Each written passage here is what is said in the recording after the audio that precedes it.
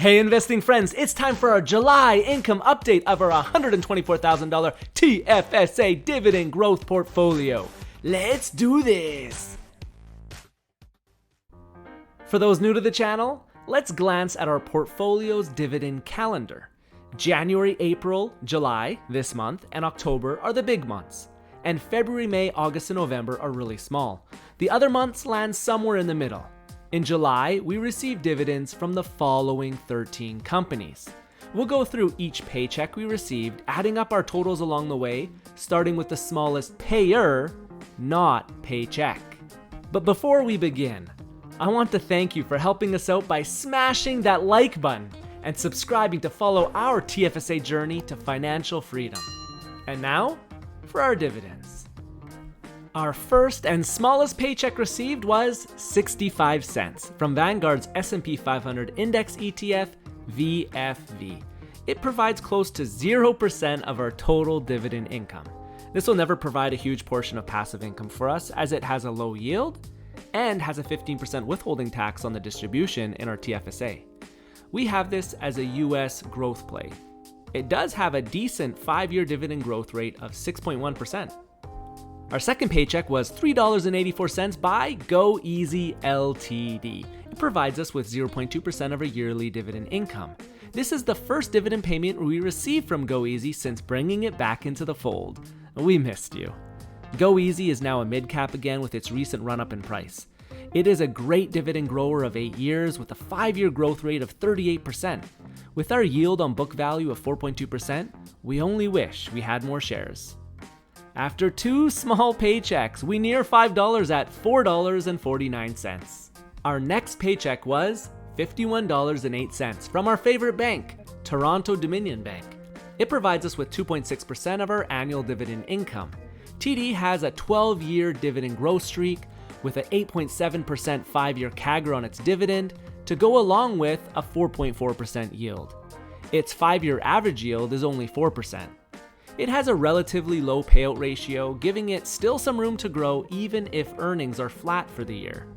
TD has raised the dividend 24 of the last 25 years, so I do anticipate another increase at the end of the year to keep that streak going.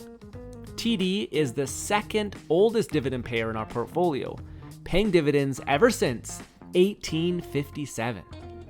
After 3 paychecks, we're at $55.57. The next paycheck was $63.61 from Algonquin Power and Utilities. It provides us with 3.2% of our forward yearly dividend income. Algonquin lost its dividend aristocrat status last year when it cut the dividend. Currently, it has a 5.2% yield compared to its 4.7% 5-year average yield. After the dividend cut, its payout ratio is healthy for a utility. I do not anticipate a dividend increase until 2024 if its balance sheet allows for it.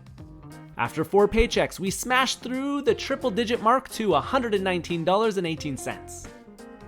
Our 5th paycheck was $23 from our one closed-end investment fund, Canoe EIT Income Fund. It provides us with 3.6% of our yearly dividend income. EIT has a great 5-year average return of 13.7%. For those that are tuning into our channel for the first time, I am not, and I repeat, I am not an income investor. I've been wanting to sell it for years, but just can't get myself to do it. It's a tiny position in our overall portfolio, but it does provide us with a stable $276 a year, giving us a crazy 11.2% yield on book. After 5 paychecks, we're at $142.18. Our 6th paycheck was our first triple digit at $102.72 from BCE Inc. This represents 5.4% of our forward annual dividend income. BCE has been growing dividends for 14 straight years at a 5-year CAGR of 5.1%. Its current yield of 6.8% is well above its 5-year average yield of 5.6%. The telecom sector is still under a lot of pressure, driving down its price, which is ballooning its dividend yield. Some may be worried about the dividend safety of BCE Inc. However, it's been paying dividends since 1881. Talk about a stellar track record. After this triple-digit dividend, we passed the $200 mark at $244.90. Our next dividend was $102.31 from Telus Corp. They provide us with 5.9% of our yearly dividend income. Telus has a 6.2% dividend yield, the highest it's been in the last 5 years. It has an average yield of only 4.6%. It has a dividend growth streak of 19 years and has raised this dividend 6.6% yearly over the last 5 years. Telus has a target payout ratio of 60 to 75%. It reports earnings in August, so let's see if they change their biannual dividend increases in this environment. So just past the halfway point, and we are at $347.21. Now for our 8th paycheck, our mid-cap, Capital Power Corp paid us $134.56. This represents 7% of our annual dividend income. CPX has a 5.6% yield with a 9-year dividend growth streak. The most recent dividend increase was 5.9%. That increase was a little lower than their 6.9% CAGR over the past 5 years. They have an annual dividend growth guidance of 6% through 2025. I expect them to meet their guidance and bring their 9-year dividend growth streak to a decade at next earnings report. Let's not forget that this is a stable utility, nothing flashy, but steady FCF growth and a low payout ratio. Our 8th paycheck brings us to $481.77. Next, for our 9th paycheck, First National Financial paid us $50.40. It provides us with 7.8% of our annual dividend income. It has a yield of 6.1% compared to its 5-year average of 5.8%. It has a 5-year CAGR on its dividend of 5.3% and has a dividend growth streak of 11 years and a sustainable payout ratio of 76%. First National will be reporting earnings next month. There is one other last opportunity for a dividend raise or special dividend come November.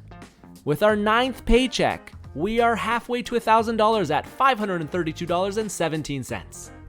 Next, we receive $54.46 in distributions from Smartcentres Real Estate Investment Trust. I love saying that. They provide us with 8.6% of our forward annual dividend income.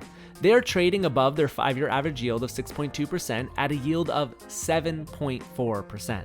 Smartcentres has a 5-year dividend growth rate of 1.6% and have not increased dividends since 2019. Their AFFO payout ratio is high. With interest rates continuing to rise, it'll be interesting to see how high their payout ratio is going to get after their next earnings release. With this monthly distribution, we are at $586.63 after 10 paychecks. Our 11th dividend received was $154.54 from TC Energy Corp. This represents 8.7% of our annual dividend income. It has a yield of 7.9%. This is getting pretty crazy, honestly. TRP has a 22-year dividend growth streak, a 7.6% 5-year CAGR on its dividend, and a dividend growth guidance of 3 to 5% that was just reaffirmed with their earnings release. Its most recent dividend increase was 3.4%, in line with its guidance. Be sure to watch our portfolio update to hear my thoughts on the big news TC Energy Corp announced with that quarterly report. With our 11th paycheck, we are now at $741.17. For our 12th paycheck, we received $172.78 from Bank of Nova Scotia. This was our largest single payment. This represents a massive 9% of our forward annual dividend income. BNS has been paying consistent dividends since 1833, the longest in our portfolio. The most recent dividend raise was 3%. It is currently yielding 6.4%. It has a 5-year average yield of 5.5%. Bank of Nova Scotia has a 5-year CAGR on its dividend of 5.9%. With its payout ratio approaching 60%, its dividend growth may be hindered in the short term. With our biggest dividend by size, we get close to 4 digits at $913.95. Our 13th and final payment was from Riocan Real Estate Investment Trust. They paid us $65.70. It provides us with a massive 10.2% of our forward yearly dividend income. Riocan has a 5.4% dividend yield and a 5-year average yield of 5.7%. Its 5-year CAGR on its dividend is negative because of the dividend decrease in 2021. However, it has been raising its dividend by 6% yearly since then. Currently, it has a payout ratio on AFFO of 59%. At the current rate, it will take Riocan another 6 years to get back to pre-pandemic levels. Patience is needed in the real estate market. So after all 13 paychecks, our grand total is $979.65. Our 3 largest dividend payments accounted for $461.88, or 47% of our dividend income for the month of July. We have built the portfolio with a focus on the quality of the company and dividend growth. We also never want to be too dependent on any one company to help our portfolio grow in the event of a dividend cut. As you can see from the portfolio breakdown, no one industry or stock dominates our dividend income. Now, a massive part of our dividend income growth is from the dividend raises we receive. In May, we had 3 dividend increases. In June, we had 0 dividend increases to report. And in July, another 0 dividend increases to report. The only notable dividend increase on the aristocrat list was from the TMX group, ticker symbol X, a 3.4% increase, giving it a 7-year growth streak. Currently, our forward annual dividend income is sitting at $7,740 with a yield on cost of 7.3%. We still have another $48,000 to deploy this year. You'll have to check out our July portfolio update to see how much and what we were buying in the month. As we get closer to maxing out our Tfsa again, we expect our dividend income to snowball faster.